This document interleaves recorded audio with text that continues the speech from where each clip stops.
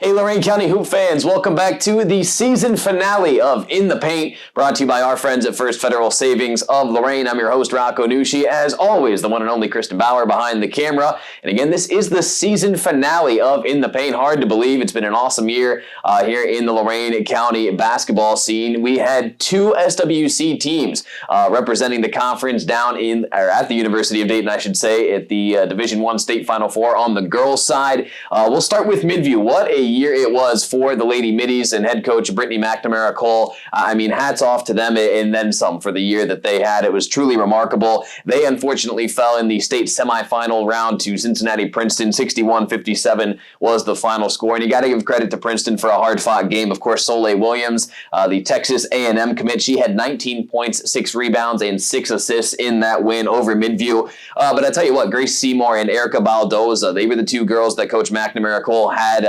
defending Soleil throughout the course of the ballgame. They did a really, really good job. Soleil eventually got loose in that second half, but a fantastic defensive effort from both Grace Seymour and Erica Baldoza. They get a lot of love for the effort that they put in on the defensive side of the ball. Mary Garrison, just too much for Midview's defense, though. 29 points for her, 15 of which came in that fourth quarter. So, again, hats off to the Vikings. We'll get back to them here in a second. But for Midview, how about Olivia DeFranco, also known as Her, according to the Lady Middies Twitter account? 31 points in that semifinal loss, 11 rebounds. She had just set a career high a couple of games prior in that regional game against Hoban. She was the all-time leading scorer now at Midview in the girls basketball program, over 1,100 points now for her. The junior, just what a fantastic season for her. Very much excited to see what she's able to do throughout the course of the offseason, over the summer, come back even stronger next year. And how about senior Mary Mang as she gets ready now to play at Bowling Green next winter? She had 12 points and 10 blocks in the loss. Some third quarter foul trouble really hurt her, but what a season and what a career for Mary Mang. Again, not done yet, though, as she gets ready to play at Bowling Green. And in that semifinal loss, though, for Midview, really one of the few times where they were outplayed on the inside throughout the course of the game. Princeton won the rebounding battle against Midview in that one, 41-32. So, again, hats off to Princeton. A really hard-fought game for them, but again, more on them in a second. And the other state semifinal game that we had on WEOL, Olmsted Falls got a win over Pickerington Central. 58-53 was the final there. Falls was down by 6 in that fourth quarter, but a 20-9 run by Coach Jordan Eaton's squad helped fuel them and punch their ticket to the state title game. Danielle Cameron, really the star of the show, the star of the weekend for that matter. She had 6 3-pointers in that win, 23 total points. Mia Kalich had a double-double with 16 points and 12 rebounds. So that set up the state championship between Olmsted Falls and Cincinnati Princeton, where it was Princeton that captured the Division I girls state championship. They knocked off the Lady Bulldogs 69-51. So first and foremost, congratulations to their head coach Dee Davis and the Lady Vikings on the state title. Their first since 2014. Very well deserved. Deanna Carter-Hartley, we'll start with the Viking stats here in this one. A huge night for her against Olmsted Falls. She had 18 points to lead the team. Callie Fordson had 16 points and 12 rebounds. And then LaSonja Hill and Soleil Williams each contributed 13 points as well. So really a team effort for the Vikings. That's, of course, what it takes at the state tournament level. But they really did enough as a team to get that done. For Olmsted Falls, another 23-point outing for Danielle Cameron. 6 more 3-pointers made. She actually set the state tournament 3-point record with 12 3-pointers made throughout the course of those 2 games. So hats off to Danielle for a fantastic weekend and a fantastic season. Again, she finished with 23 points in the state title game. Paige Kohler, another nice night for her. She had 17 points and 5 assists. Fantastic season for Paige Kohler, no doubt about that. Coach Eaton has a lot of love and praise for her, certainly. And another double-double for Mia Kalich. Despite the loss, she had 10 points and 10 rebounds. So once again, congratulations to Olmsted Falls and Midview for fantastic seasons, both regional champs.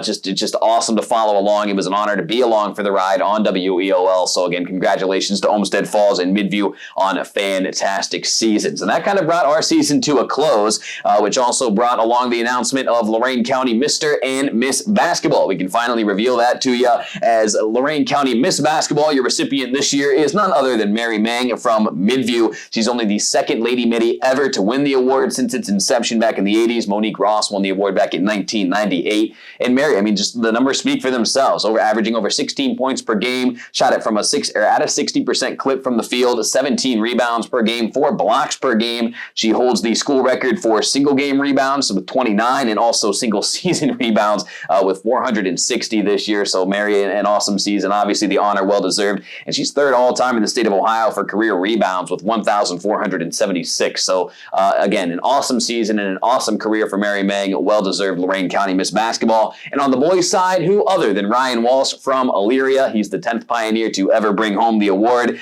A different role for Ryan this year, as Coach Larrick talked about a number of times throughout the season. He was really a prolific scorer, still is, but was asked to be more of a distributor this year and not focus so much on scoring. So the scoring numbers were down for him, but not that much. Still averaging over 16 points per game, shot at a 52% rate from two-point land, 55 steals, 154 assists this year, an 87% free throw shooter. So Ryan, just a real true leader and really helped carry that Elyria team throughout the course of the season. They did very, very well, eventually bowing out to Lakewood St. Ed's. Nothing to hang your head about at all. St. Ed's a very good basketball team, but Ryan, well-deserved.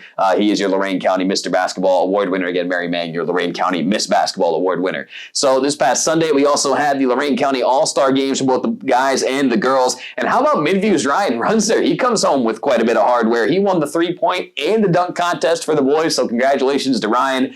He had an awesome season, no doubt about that. Midview, a bit underwhelming for them certainly throughout the course of the year, but Ryan, again, an awesome year for him. He got a lot of hardware this past weekend. He's your three-point and your dunk champion on the boys' side. Jaden Crutcher from Elyria, he's the MVP of the Rising Stars games on the boys' side. He had 20 points in the win.